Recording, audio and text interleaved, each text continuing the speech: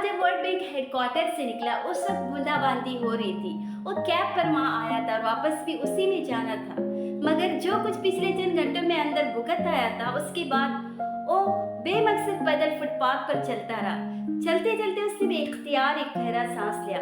वो चंद दिन पहले तक अपने आप को दुनिया का मसरूफ तरीन इंसान समझता था और अब चंद घंटों बाद दुनिया का बेकार तरीन इंसान। कुछ अजीब सी जहनी कैफियत थी उसकी। फिलहाल करने के लिए कुछ भी न था। कोई मीटिंग, कोई विजिट, कोई एजेंडा, कोई फोन कॉल, ईमेल, कोई प्रेजेंटेशन भी नहीं। लेकिन सोचने के लिए बहुत कुछ था। एक लम्हे के लिए चलते चलते उसे ख्याल आया, क्या हुआ अगर वो समझौता कर ले, वहीं से वापस हेडक्वार्टर चला जाए, वो पेशकश कबूल कर ले जो अभी उसे की गई थी। कोई मुश्किल और नामुमकिन तो नहीं था। अभी सब कुछ उसके हाथ में था। वर्ल्ड बैंक में पहले से भी बड़ा ओहदा मिल जाता उसे। क्या बुराई थी अगर वो कुछ देर के लिए जमीर को सुला देता।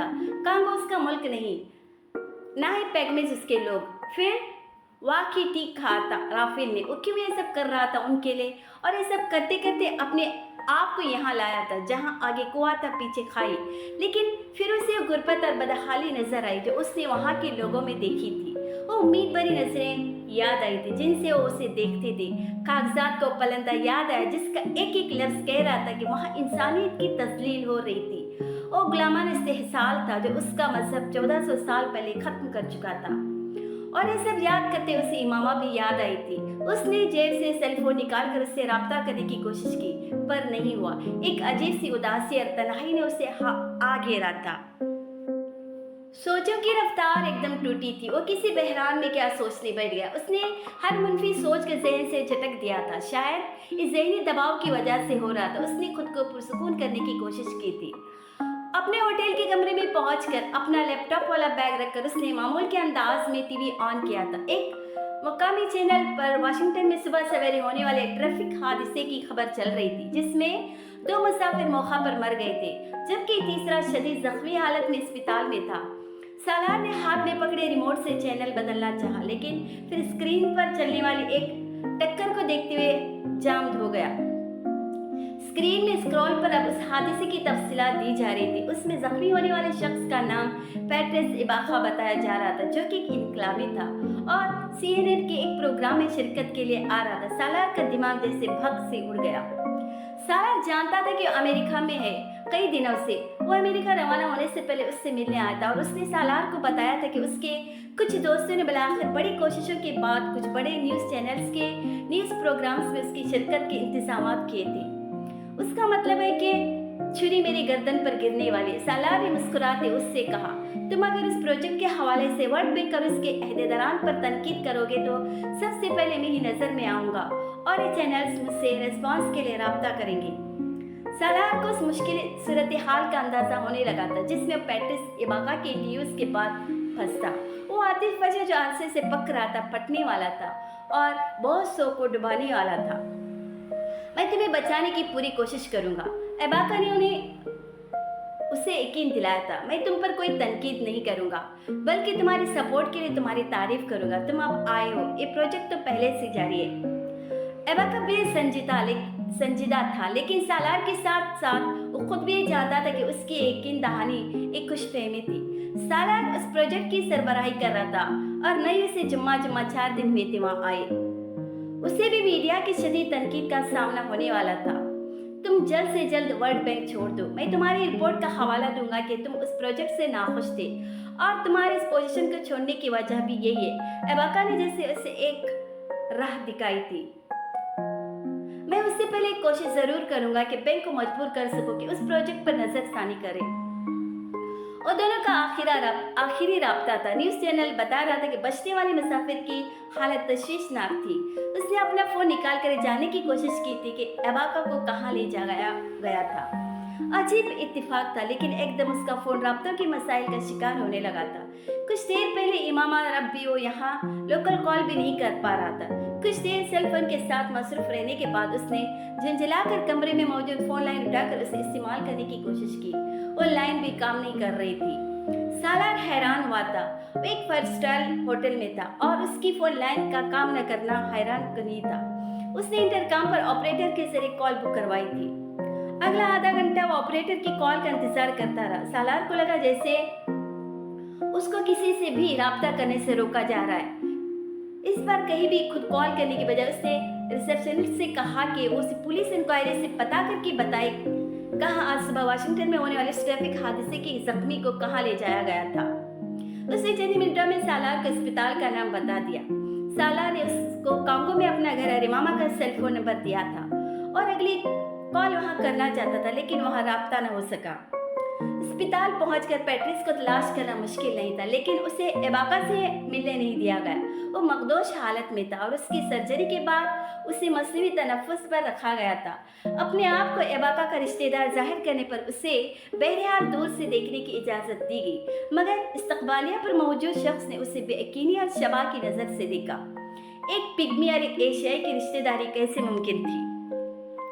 अस्पताल की आईसीयू में नलियों, तार और पेटियों में जकड़े एबाका को पहली नजर में पहचान न पाया। सालार की समझ में नहीं आया कि वो क्या करे। उसका और एबाका का इंसानियत का रिश्ता था।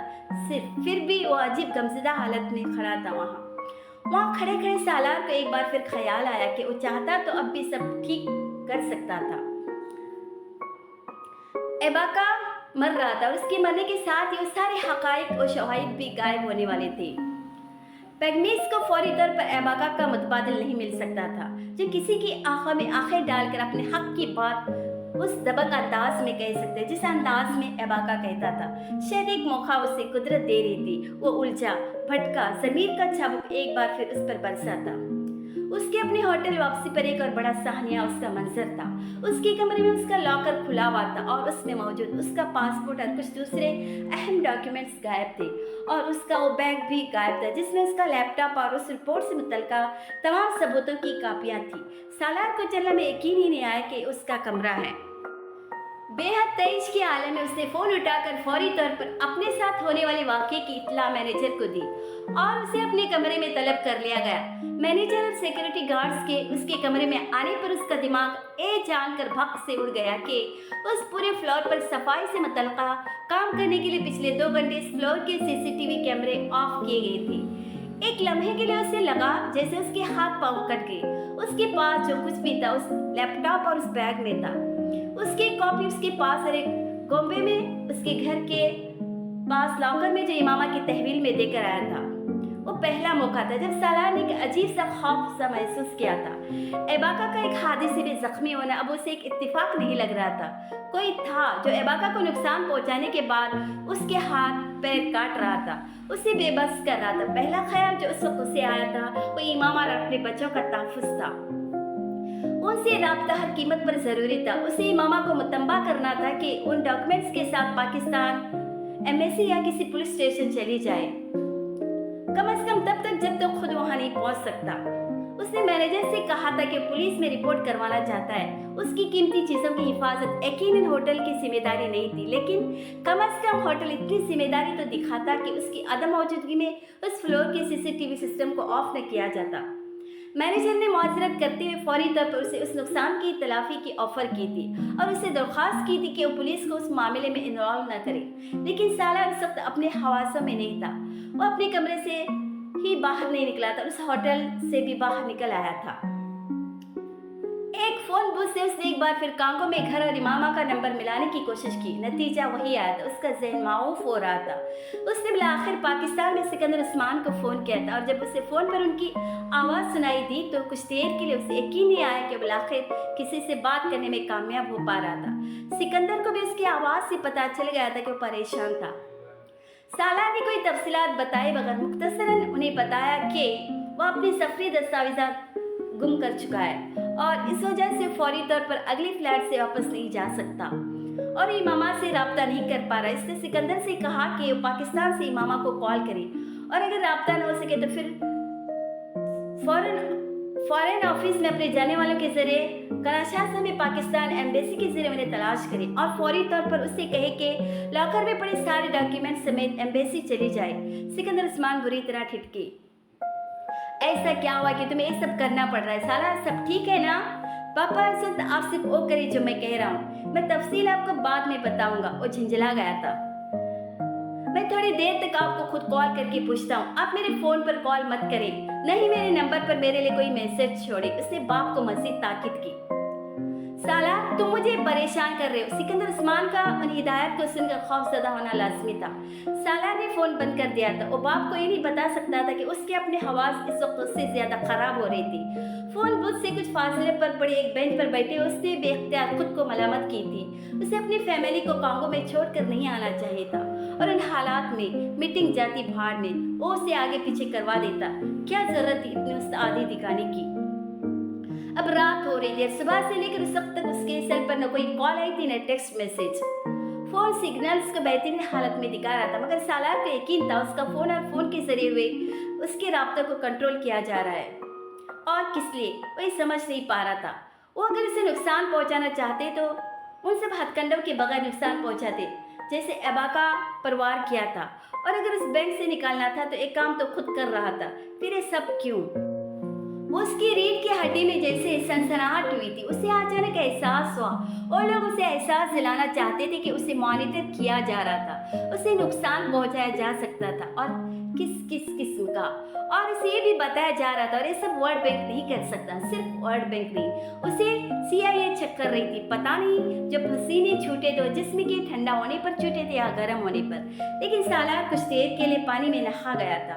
उसका दिमाग उस वक्त बिल्कुल खाली था।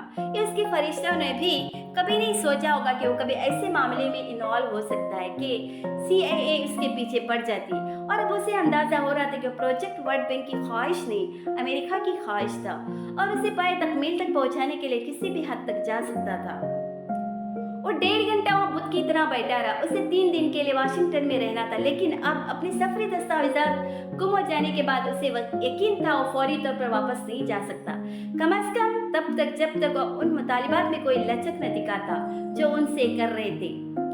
1.5 घंटे बाद उसने सिकंदर उस्मान को दोबारा फोन किया था, और उन्होंने उसे बताया कि इमामा और उसके बच्चे घर पर नहीं है, घर लॉक्ड है, और वहाँ कोई मुलाजिम या गार्ड नहीं है जो उनके बारे में कोई इत्तला देता।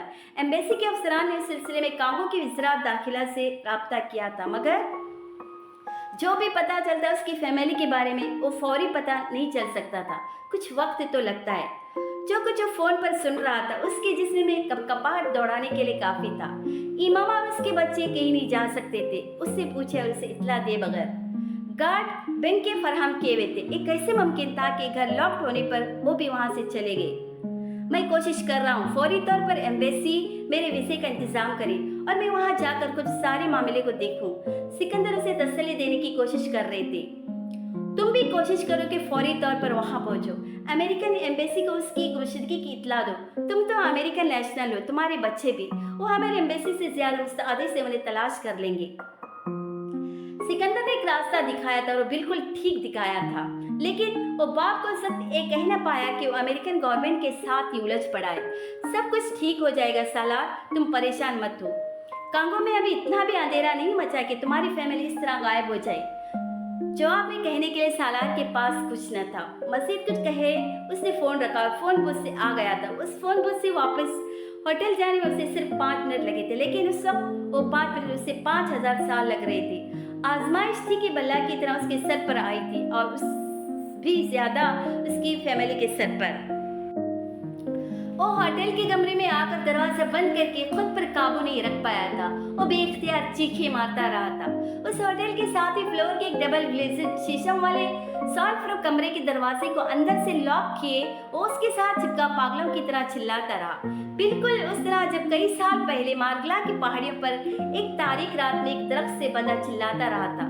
बेबसी की वही इंतहा उसने आज भी महसूस की थी, और उससे ज्यादा शिद्दत से महसूस की थी, क्योंकि तब जो भी गुजर रहा था उसके अपने ऊपर गुजर रहा था, और आज जो भी गुजर रहा था उसकी बीवी और कमसिन बच्चों पर गुजर रहा था। और उनको पहुंचने वाली तकलीफ का तस्वर भी सालार को जैसे स्लेब पर लटका रहा था। वो लोग जो उसके एहसाब को शल करना चाहते थे उसमें कामयाब हो रहे थे। वो अगर उसे औंधे मुंह देखना चाहते थे तो औंधे मुंह पड़ा था। और रात सालार पर बहुत भारी थी। वो सारी रात एक लम्हे के लिए भी नहीं सोया। इमामा, जिब्राइल और इनायत के चेहरे उसकी आंखों के सामने घूमते रहे थे। अगली सुबह ऑफिस के औकात शुरू होने से बहुत देर पहले वर्ल्ड बैंक के हेडक्वार्टर पहुंचा था। अलेक्जेंडर रॉफिल ने सालार को अपने कमरे की तरफ आता हुआ बड़ा इत्मीनान से देखा था। ये वो सालार नहीं था जो कल यहाँ आया था। एक दिन और एक रात ने उसे पहाड़ से मिट्टी कर दिया था। मुझे सदर से मिलना है। उसने आते ही जो जुमला कहा, राफेल उस जुमले की तवक्का नहीं कर रहा था। उसका ख्याल था कि उससे कहेगा कि उसकी तमाम शराइत मानने के लिए तैयार है। प्रेसिडेंट से मुलाकात बहुत मुश्किल है, ये तो कम से कम इस महीने में तो ये मुमकिन है। और फिर इस मुलाकात की ज़रूरत क्यों पेश आई तुम्हें? अगर तुम्हें वो सब दोहराना है जो कल कहा था तो मैं इन तक पहुंचा चुका हूँ। कुछ लम्हों के लिए सालार की समझ में न आया कि वो क्या कहे। वर्ल्ड बैंक के दफ्तर में रोना नहीं चाहता था, लेकिन उसे लग रहा था जैसे किसी भी लम्हे वो फूट फूट कर रोने लगेगा। किंशासा में कल से मेरी फैमिली गायब और मेरी बीवी, मेरा बेटा और मेरी बेटी। अपने लहजे पर काबू पाते उसने राफेल की आंखों में आंखें डालते हुए कहना शुरू किया, ओह बहुत अफसोस हुआ। तुम्हें फौरी तौर पर वापस जाना चाहिए कांगो, ताकि पुलिस की मदद से अपनी फैमिली को बरामद करवा सकूं।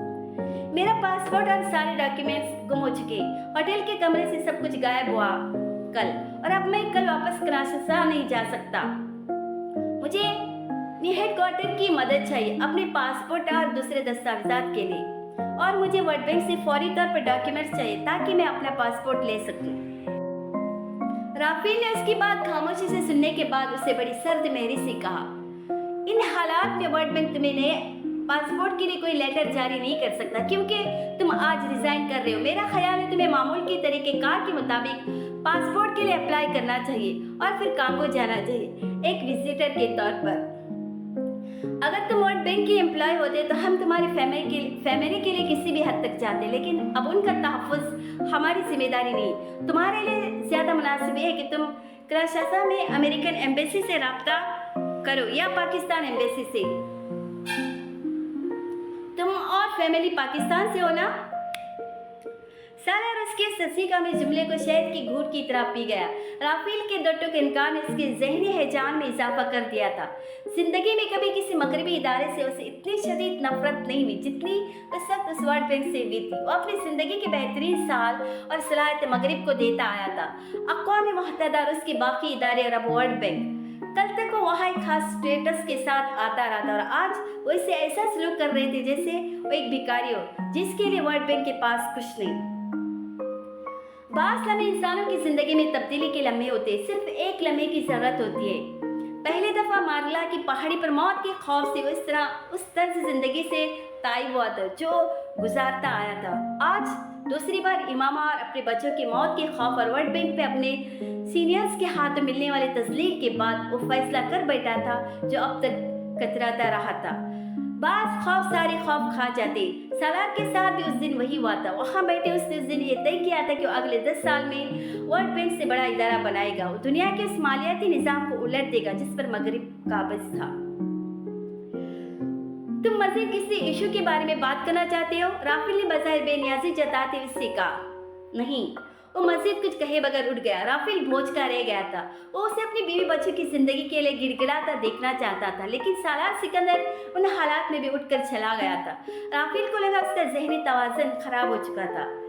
हेडक्वार्टर्स की इमारत से इस तरह निकलते सालार खुद भी ऐसे लगा था जैसे उसका ज़हनी तवाज़ुन खराब हो चुका था, और वो इतना बेहिस्सा बेरहम तो नहीं हो सकता था कि इमामा और बच्चों के लिए वहाँ कुछ भी किए बगैर आ जाए। वो वहाँ कॉम्प्रोमाइज़ करने गया था, अपनी बीवी और बच्चों की ज़िंदगी बचाने के लिए उनकी शराइत मानने की नीयत से गया था, लेकिन राफेल के रवैये ने जैसे उसका ज़हन उलट कर रख दिया था। मैं उनमें से किसी से भी अपनी फैमिली की ज़िंदगी की भीख नहीं मांगूंगा, उनमें से किसी के सामने नहीं गिड़गिड़ाऊंगा। इज्जत और जिल्लत दोनों अल्लाह के हाथ में। अल्लाह ने हमेशा मुझे इज्जत दी और जिल्लत जब भी मेरा मुकद्दर बनी है, मेरे अपने फैसले की वजह से बनी है। मैं आज भी अल्लाह से ही इज्जत मांगूंगा। फिर अगर अल्लाह मुझे जिल्लत देगा तो मैं अल्लाह की दी हुई जिल्लत भी कबूल कर लूंगा, लेकिन मैं दुनिया के किसी और शख्स से जिल्लत नहीं लूंगा, न झुकूंगा, न कंप्रोमाइज करूंगा। वो रेत का टेला बनकर अंदर गया था और आतिश विशा बनकर बाहर आया था। वो वही लम्हा था जब उसने इमामा और अपने बच्चों की जिंदगियां भी दाव पर लगा दी थी। सालार सिकंदर को फांसने के लिए जो फंदा तैयार किया था उससे बचकर निकल गया था, और जिन लोगों ने वो फंदा तैयार किया था उन्हें अंदाजा नहीं था कि बरसात किस तरह पलटने वाली है। वो उसको मार देना चाहते थे, वो उन्हें शहमार देना चाहता था, और अल्लाह बेशक बेहतरीन तदबीर करने वाला है। वो दिन वर्ल्ड बैंक के लिए बड़ी खुशखबरी लेकर आया था। पेट्रिस सेवा का कोमा की हालत में मर गया था। सालार ने खबर बैंक से वापस आकर टीवी पर सुनी थी। ये उसके लिए एक और धचका था, लेकिन वो रात वर्ल्ड बैंक के लिए सियाह तरीन रात थी। अबाका बनने से पहले वर्ल्ड बैंक की मौत का सामान कर गया था। एक्सक्यूज मी, वो कहते उठकर बार की तरफ चली गई। उसकी नजरों ने जैकी का ताक़ुब किया। उसने नजर हटाते अपने सामने पड़े ऑरेंज टी का एक घूंट लिया। बहुत अरसे बाद वो किसी औरत के साथ अकेला बार में बैठा था। वो हाथ में पकड़े ग्लास से दूसरा घूंट ले रहा था जब जैकी 2 शैंपेन के ग्लास लेकर वापस आ गई। मैं नहीं पीता। उसने ग्लास अपने सामने रखने पर चौंक कर उसे याद दिलाया। ये शैंपेन है। जैकी ने मुस्कुराते उससे कहा। शैंपेन शराब नहीं है क्या? वो टेबल पर पड़ी सिगरेट के डिब्बा से अब एक सिगरेट निकालकर लाइटर की मदद से सिलगा रहा था। जैकी ने आगे झुकते बड़ी सहूलत के साथ उसके होठों में दबा सिगरेट निकाल लिया। वो उसे देखकर रह गया। वो अब उसी सिगरेट को अपने दाएं हाथ की उंगलियों में दबाए बाएं हाथ में शैंपेन का ग्लास पकड़े मुस्कुराते हुए सिगरेट के कश ले रही थी। उसने नजरें चुराते सिगरेट की डिब्बा से एक और सिगरेट निकाली। आओ डांस करे। वो जैकी की ऑफर पर एक बार फिर चौंका। मैं डांस नहीं करता। उसने सिगरेट का कश लेते हुए लाइटर रखा।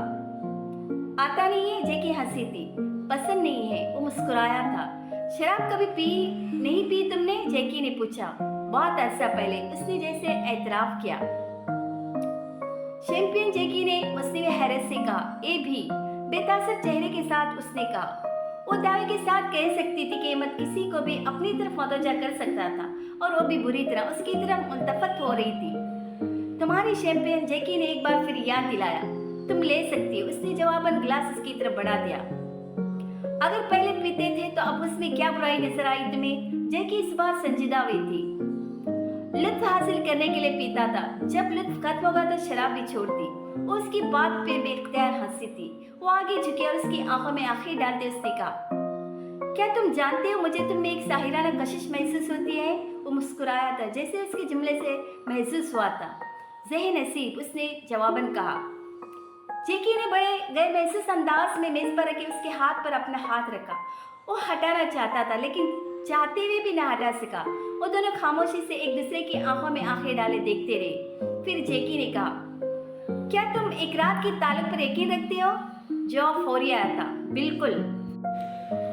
एंडरसन कूपर 2 हफ्ते बाद कांगो में बारानी जंगलात के हवाले से एक प्रोग्राम करने जा रहा था। उसने इंग्लैंड और यूरोप के अखबारात में एबाका के इंटरव्यूज और पैगमेस की बका के लिए चलाई जाने वाली मुहिम के बारे में बुनियादी मालूमात लेने के बाद अपनी टीम के एक फर्द के जरिए उससे राब्ता किया था और आज एबाका को कोपर से खुफिया मुलाकात करनी थी और एबाका खुशी से बेकाबू था। उसे अंदाजा नहीं था कि एक काम इतनी जल्दी हो सकता है। वो वाशिंगटन में कई दिनों से कई चैनल्स के लोगों से मिलता रहा था और उम्मीद और नाउम्मीदी के दरमियान लुढ़क रहा था। एबाका को यह अंदाजा नहीं था कि एंडरसन कूपर की तरफ से मिलने वाली कॉल ने उसकी जिंदगी और मौत का फैसला कर लिया था, मगर ताखीर बस थोड़ी सी हुई थी उसकी निगरानी करने वालों से। एक सरल समझी और बदहवासी फैली थी उन लोगों में जिन्होंने ये तय करना था कि अब अचानक CNN के मसद में आ जाने के बाद वो फौरी तौर पर एबाका का क्या करे। तशवीश इस बात पर भी हुई थी कि अगर एबाका और पैगमेस के हवाले से कूपर ने प्रोग्राम करने का फैसला कर लिया था तो और कितने ऐसे सहाफ़ी थे जो इस प्रोजेक्ट के हवाले से प्रोग्राम करने की तैयारियों में थे। एबाका जिन छोटे मोटे चैनल्स और जर्नलिस्ट्स को बड़ा और ताकतवर समझकर वाशिंगटन में उनके साथ साथ वक्त गुजारता आ रहा था, वो सब पहले एबाका की निगरानी करने वालों की फहरिस्त में शामिल थे। और यहाँ भी एबाका को मॉनिटर करने वाले लोगों को अचानक दरपेश आने वाला चैलेंज यही था। अगर प्रोग्राम कूपर एबाका से पहले पेश करने का इरादा न कर चुका होता तो CIA के लिए कूपर को ऑफिशियंसी सहाफा से रोकने का वाहिद हल ये था कि एबाका को उस तक किसी भी कीमत पर न पहुंचने दिया जाता।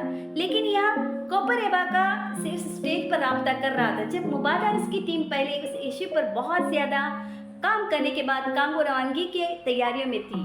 ये था वो चैलेंज जिसने फौरी तौर पर एबाका और कूपर की मुलाकात के हवाले से CIA को परेशान किया था और उस परेशानी में इजाफा तब हुआ था जब एबाका उस कॉल मिलने के फौरन बाद ही वाशिंगटन से न्यूयॉर्क के लिए चल पड़ा था।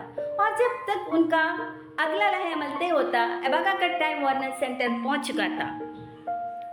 एंडरसन कूपर के साथ 2 घंटों की गर्मागर्म नशिस्त के बाद वो जब CNN स्टूडियो से बाहर निकला तो एबाका का जोश पहले से ज्यादा बढ़ गया था। उसे पहली बार सालार से राब्ते का ख्याल आया। एंड्रॉन कूपर के साथ सवाल और जवाब के ऑफ कैमरा सेशन में सालार सिकंदर का जिक्र बार बार आया था कि कैसे उसने उस प्रोजेक्ट के हवाले से उसके तहफ़्फ़ुज़ात को संजीदगी से सुना और 6 माह उनके साथ उन जंगलात में जा जाकर मुकामी लोगों से हक़ाइक़ इकट्ठे करता रहा। सालार सिकंदर के लिए अपने सताइशी जज्बात कूपर तक पहुंचाते हुए एबाका को अंदाज़ा ही नहीं था कि उसने सालार सिकंदर की ज़िंदगी को खतरे में डाल दिया था। एबाका ने उस इमारत से निकलने के बाद सेंट्रल पार्क की तरफ जाते बेहद खुशी के आलम में सालार को टेक्स्ट किया था। वो उसे बताना चाहता था कि वो अब CNN तक रसाई हासिल कर चुका था। वो टेक्स्ट बहुत लंबा था, उसमें बहुत कुछ था। सालार उस वक्त अपनी फ्लाइट पर था और कुछ घंटों बाद जब वो वाशिंगटन में उतरा तब तक उसके राब्तों के तमाम सराहे ज़ेरे निगरानी आ चुके थे। एबाका की आखिरी ईमेल सालार सिकंदर को उसकी मौत के बाद मिली थी, लेकिन उन लोगों को सालार सिकंदर के जहाज उतरने से भी कई घंटा पहले मिल गई थी, जो एबाका की ज़िंदगी और मौत के हवाले से फैसला कर रहे थे। एबाका की फौरी मौत उन्हें नहीं चाहिए थी, उन्हें फ़िलहाल कुछ घंटों के लिए उसकी ज़िंदगी चाहिए थी। अपने तहवील में एबाका को रखते हुए वो अब उसी के ज़रिए उस केस को बंद करना चाहते थे और उसके बाद एबाका से जान छुड़ा लेते उसकी तबी मौत के ज़रिए। कूपर से एबाका की होने वाली अचानक मुलाकात ने CIA को एकदम पसपा कर दिया था। एबाका और सालार दोनों को इकट्ठे नहीं मार सकते थे। सालार को फिलहाल सिर्फ खौफजदा करने का फैसला किया गया था और CIA को अंदाजा नहीं था कि उन्होंने गलत हिकमत अमली गलत आदमी पर लागू करने का फैसला किया था। एबाका को चंद घंटों के बाद ब्रुकलिन के एक ऐसे इलाके की तंग और तारीक गली में रोका गया था जहां एक करीबी इमारत में एबाका को अपने एक दोस्त से मिलना था। CIA समझते थे कि एबाका उनके लिए हलवा है जिसे वो आसानी से काबू कर लेते। ऐसा नहीं हुआ था। एबाका उन दो अफराद से बड़ी बेजगरी से लड़ा था जिन्होंने अचानक उसके करीब गाड़ी रोककर उसे रिवॉल्वर दिखाकर अंदर बिठाने की कोशिश की थी।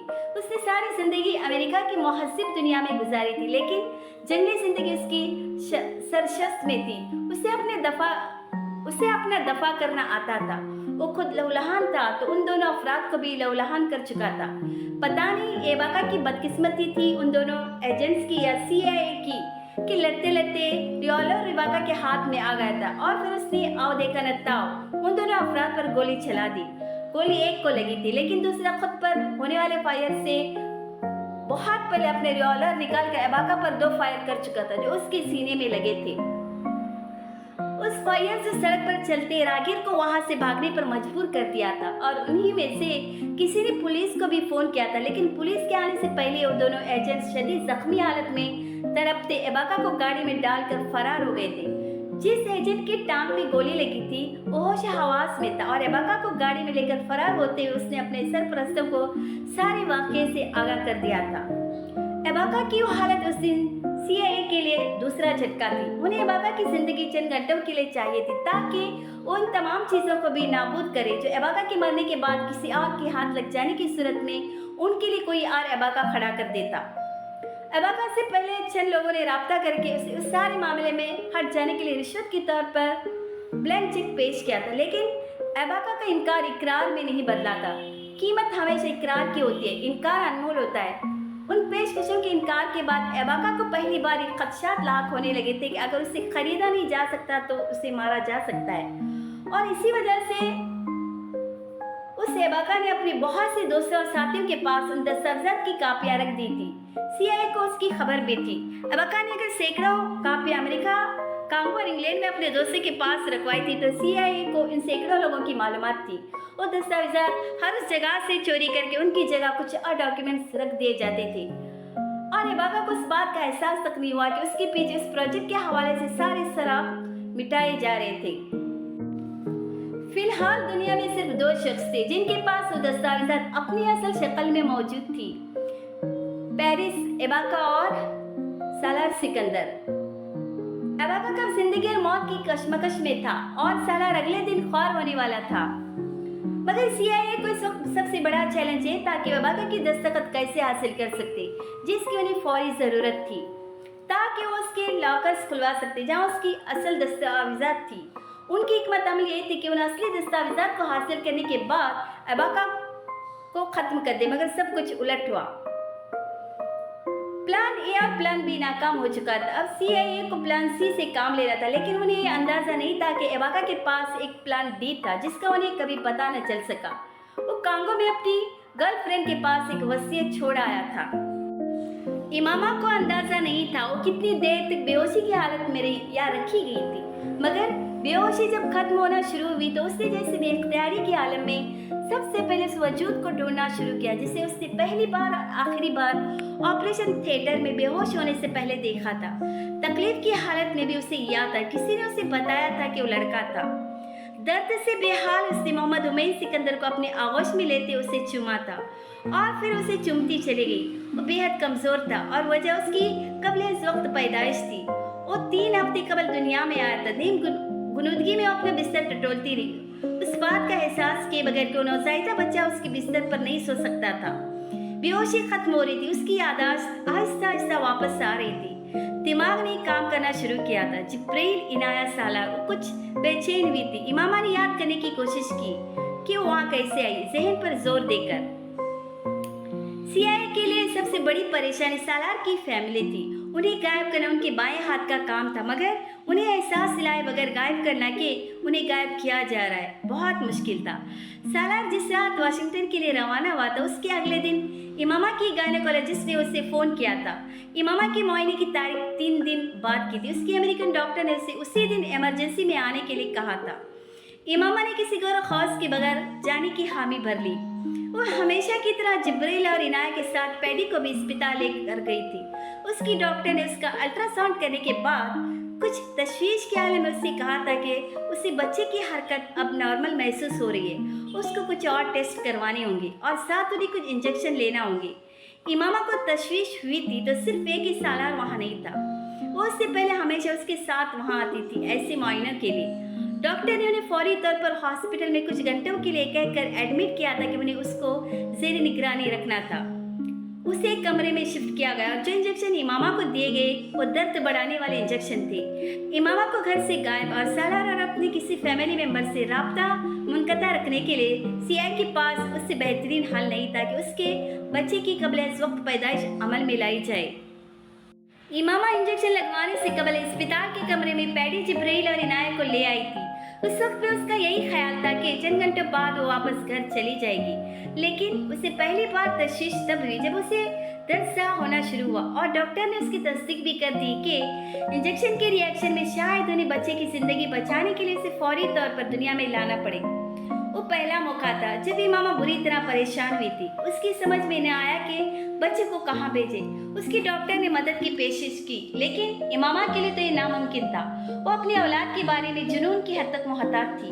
वो पहली बार जिब्रील को गोद में लेने पर बिलक बिलक कर रोई थी। लगता था औलाद भी मौजिज़ा था उसके लिए। सालार कहता था वो जिब्रील की आशिक थी और वो ठीक कहता था। उसे जिब्रील के सामने वाकई कुछ नजर नहीं आता था। इनाया, सालार दोनों कहीं पीछे चले जाते थे। वो उस पर भरोसा करती थी और 4 साल के उस बेटे को हर जगह अपने साथ यूँ रखती थी जैसे वो बहुत बड़ा हो।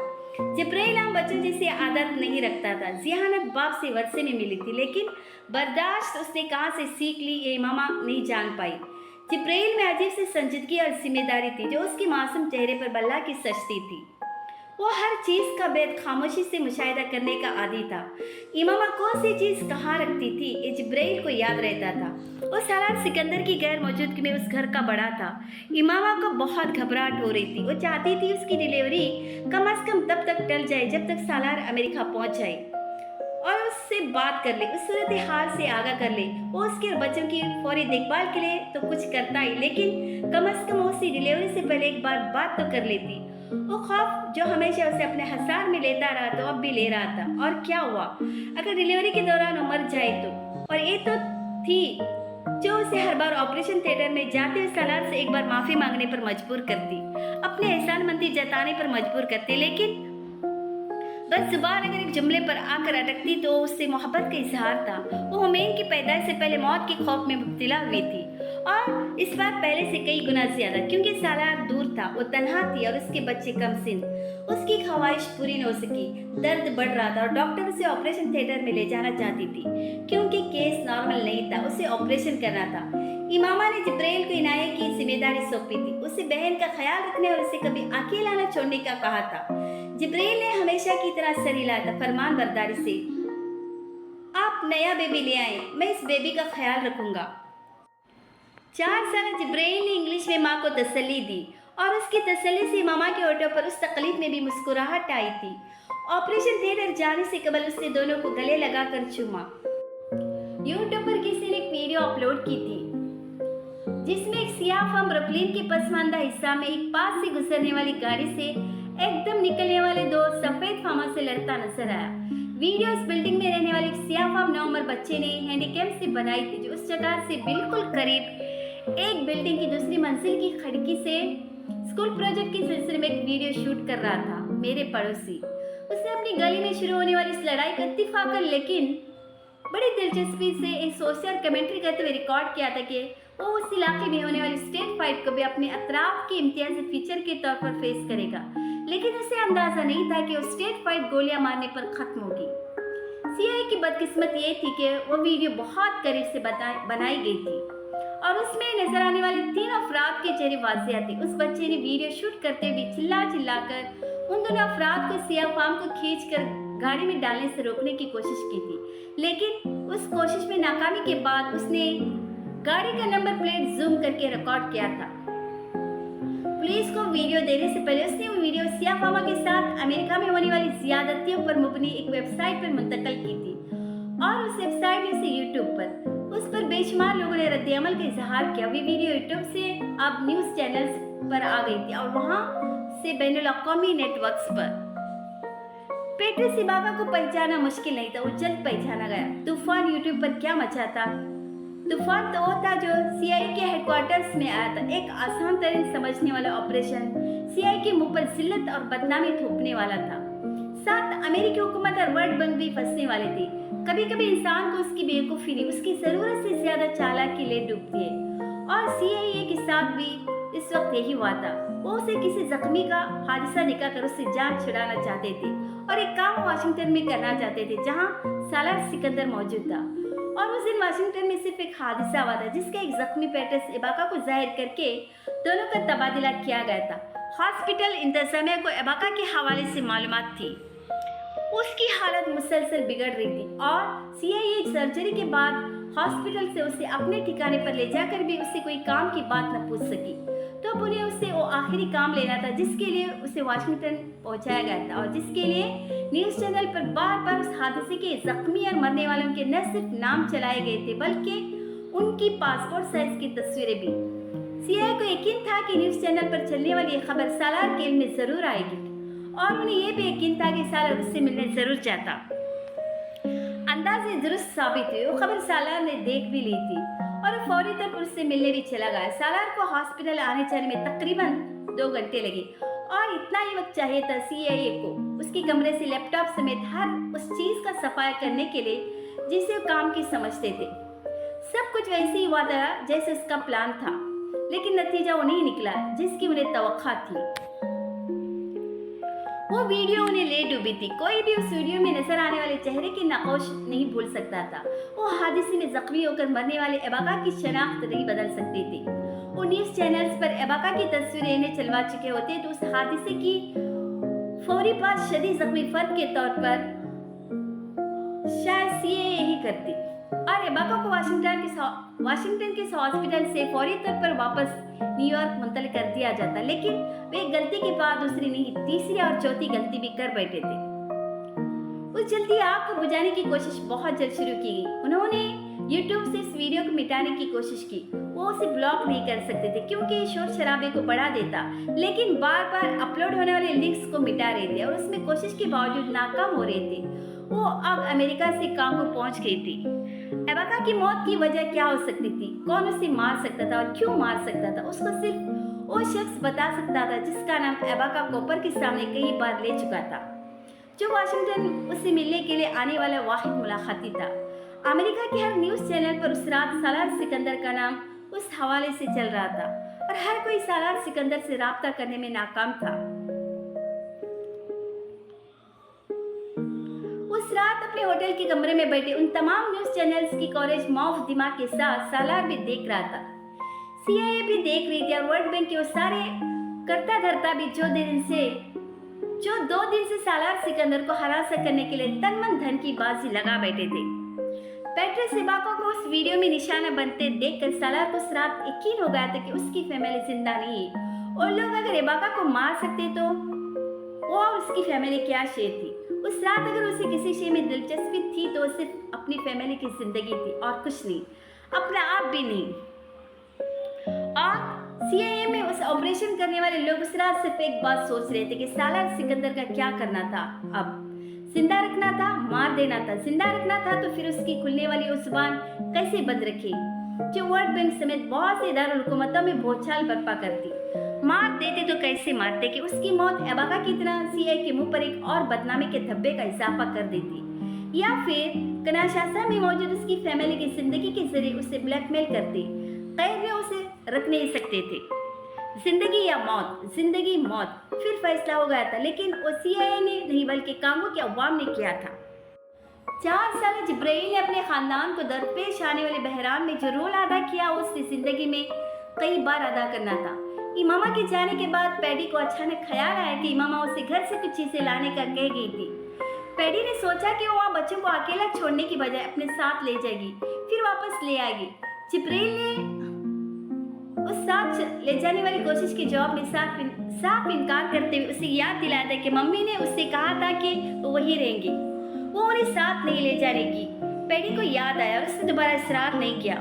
वो जिब्राइल को जानती थी। 4 साल की उम्र में भी वो बच्चा किसी तोते की तरह माँ बाप की बातें रटकर फिर वही करता था और मजाल थी कि किसी दूसरे की बातों में आकर वो इमामा और सालार की किसी हिदायत को फरामोश करता। पैडी उन्हें इमामा के डॉक्टर के असिस्टेंट के पास छोड़कर फौरी तौर पर घर चली गई। उनकी अदम मौजूदगी में इनाया को नींद आने लगी थी। डॉक्टर की असिस्टेंट ने नींद में झूलती हुई 2 साल के उस बच्चे को उठाकर एक बेंच पर उठाने की कोशिश की और जिब्राइल ने उसे रोक दिया। वो वहां से इनाया समेत हटना नहीं चाहता था जहां पैडी उन्हें बिठा कर गई थी। असिस्टेंट कुछ हैरान होकर वापस अपने टेबल पर गई। वह एक अंडरस्टैंडिंग बच्चा था। उसने अपनी कुर्सी पर बैठते उसे देखकर सोचा। 2 साल इनाया अब जिब्राइल की गोद में सर के सो रही थी और वो बेहद चौकन्ना बेटा बहन के सर को अपने नन्हे नन्हे बाजों के हल्के में लिए मुलाकाती कमरे में आने जाने वालों को देख रहा था।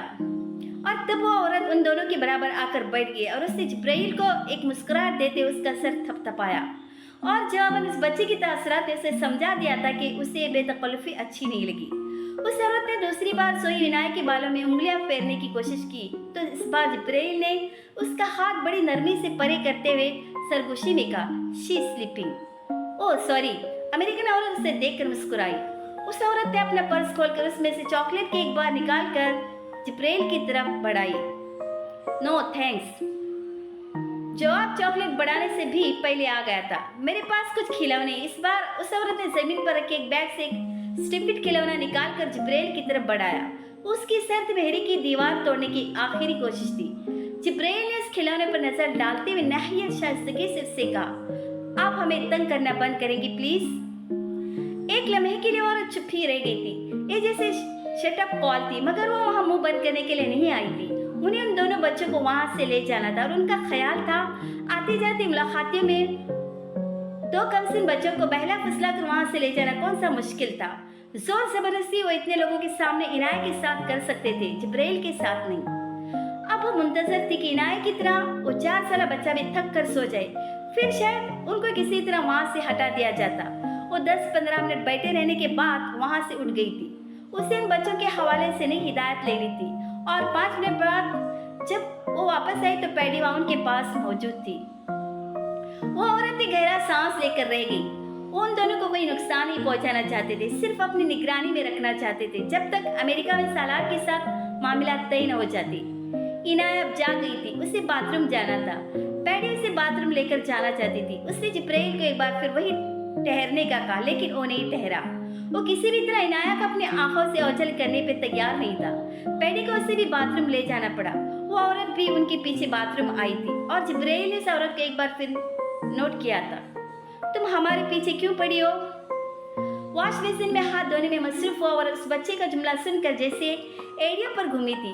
पैडी ने उस औरत को देखा और मौजूद खोना अंदाज में मुस्कुराई, जैसे जिब्राइल किस बात से मुत्तफिक नहीं थी। 45 साल की इस औरत ने मुस्कुराते उस 4 साल बच्चे को सराहा था। वो पहली बार एक 4 साल बच्चे से पसपा हुई थी और वो जिन भी माँ बाप की औलाद था, कमाल तरबियत हुई थी उसकी। पैडी उन दोनों को लेकर वहां से चली गई थी, लेकिन वो औरत नहीं गई थी। वो एक बार फिर उस बच्चे से वो जुमला नहीं सुनना चाहती थी। बेहतर था उसके बेचने वाले उसकी जगह किसी और को बेच देते। पेडी इमामा से 1.5 घंटे बाद भी न मिल सकी थी क्योंकि डॉक्टर ने कहा था वो होश में नहीं। ऑपरेशन ठीक हुआ था लेकिन उसे खौफ और दवाइयाँ दी जा रही थी। पेडी ने इमामा के फोन से बार बार सालार का नंबर मिलाने की कोशिश की लेकिन हर बार नाकाम हुई। वो उसे उसकी बेटी की खबर देना चाहती थी और साथ इतला भी कि उसके बच्चे उनके पास महफूज है। पेडी ने बार बार इमामा से मिलने की कोशिश की क्योंकि अब इनाया भी बेकरार हो रही थी। डॉक्टर ने उसे इनक्वेटर में पड़ा हुमैन तो दिखा दिया था लेकिन इमामा तक रसाई नहीं दी थी। उसने एक बार फिर उसे दोनों बच्चों को उसकी तहवील में देने का कहा और हमेशा की तरह जिब्राइल अड़ गया था।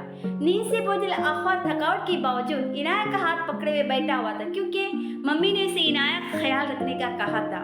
उसने वो बेबी बॉय भी देख लिया था जिसे मम्मी लेने गई थी लेकिन मम्मी कहा थी ये सवाल अब सिर्फ उसे ही नहीं पेडी को भी परेशान कर रहा था। वो किंशासा में सालार के ऑफिस के जरिए उससे राब्ता करने में मसरूफ थी लेकिन सालार गायब था और कांगो में वर्ल्ड बैंक पर कयामत टूटने वाली थी।